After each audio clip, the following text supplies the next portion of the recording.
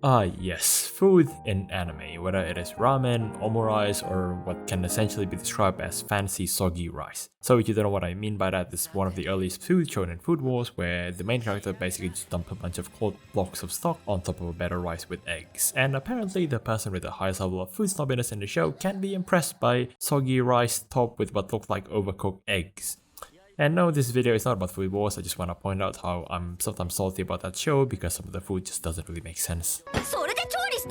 So personally, I love to cook, to the point that I actually work in a few professional kitchens until a certain major event that is happening right now kinda just messed it all up, and somehow I end up making random videos on the internet. Oh god, how did I come to this? So I really love trying new foods, especially ones that look super interesting. And if I can't really find them in a restaurant, I usually try my best to research them on the internet and just try to make them at home. So when one of my friends told me this is an anime called Isekai Izakaya, I jumped at the chance to see it. So the premise is kinda simple. An izakaya, or basically a Japanese version of a pub, suddenly acts like a two-dimensional pole going from Japan in our world to this fantasy world called Iteria, or however the fuck they pronounce them. So we join them as the shop starts slowly getting popular via word of mouth, when one guy starts asking his friends to go to this new restaurant that just popped out of nowhere, and then we're greeted by one of our world's most famous food, fried chicken. Wait, hold on a minute. So there's no backstory, no nothing, and the locals didn't really question how this random shop suddenly just opened from nothingness? Nah, not really.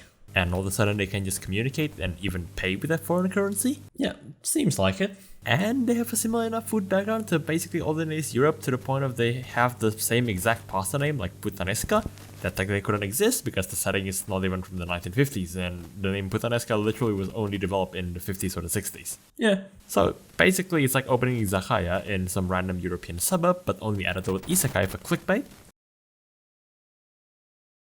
While the story and the world building isn't exactly the show's strong point, and the episodes do repeat themselves with the same format where basically they introduce any characters that react to a new type of dish, and the reaction is gonna be like any Japanese TV show. And if you see the My Anime List page for this anime, most of the complaint focuses on the lackluster story, comparing them to the similarly concepted Isekai Shokudou, where the show puts quite a bit of effort on the world building, since the plot of the anime is that the restaurant kinda just jump over different places to see different reactions of different people and even different species. But for me, this was the strength of Isekai Izakaya, and I think people who lost their food may share a similar sentiment. The story is there simply just to add some backstory of why each character is there, adding some recurring characters that builds the community that is Izakaya Nobu, reflecting something that you would see in real life, where regulars slowly develops a relationship with a small restaurant, and as that relationship grows, more and more regulars start to do favors for each other and the Izakaya, creating some sort of community around the restaurant. The simple premise just gives off the feel-good vibe and directs the attention of the viewers to the food that is presented in each episode instead of the whole overarching story. And all that accompanied with a detailed presentation of food and how they describe what a food should taste like kinda made Isekai Izakaya one of my favorite anime foods. Anime foods? No, food anime. What led me to make the claims to the video is that the food is somewhat grounded in reality, whether it is the reactions, the presentations, and even the tiny details such as the lumps of flour found in the tempura batter. Since if you're trying to make a tempura, you don't really want to overmix the batter to promote gluten development, thus resulting in small lumps of flour not being homogeneous. And while this is still an anime, so reactions are gonna be a bit exaggerated, it's not too out there to the point of you can't really imagine how the food would taste like. Again, I'm looking at you, Food Wars. Meanwhile, most of the food that is shown already exists in Japan, so that if the viewers want to explore more about that specific type of dish, they'll get a rough video what the food should be and what they should Google, whether they want to try it on their own, making themselves, or they just kind of find some random restaurant that serves the actual food. And as long as the viewer has an internet access, usually you can make them at home. P.S. What I found to be helpful when trying to get a recipe from the internet is just try to Google the recipe in their language, so like, I don't know, a tempura in Japanese. Usually you'll get a pretty decent recipe. So these episodes of Isekai Izakaya can be that spark of idea of what you're going to be making next when you just have time to make some nice home cooked meal, or when you're going to invite your friends over to have that nice dinner party.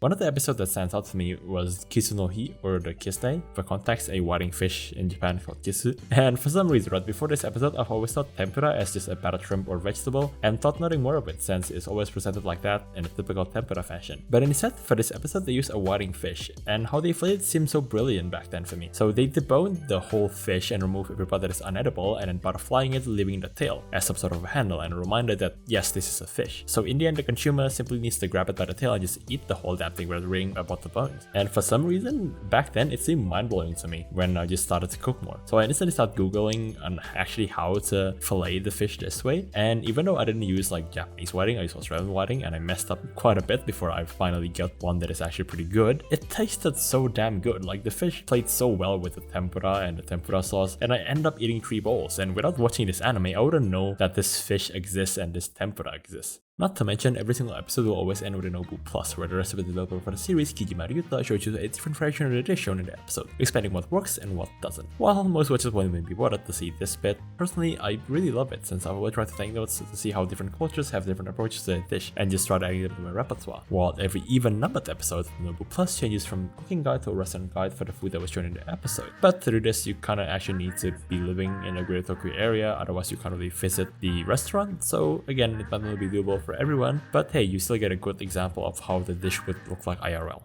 While Isekai Izakaya is less extravagant compared to something like Food Wars, for me it just makes a simple pleasure of cooking and eating better than other foods animes I've watched. So do I think this is the best food anime? No, not really, every single show has their own merit, but I do want to share the show that I really enjoy to all of you guys who likes to cook and enjoy your fair share of anime. Side note, this anime actually has the same studio as Code Geass, Cowboy Bebop, and holy fuck that's stacked.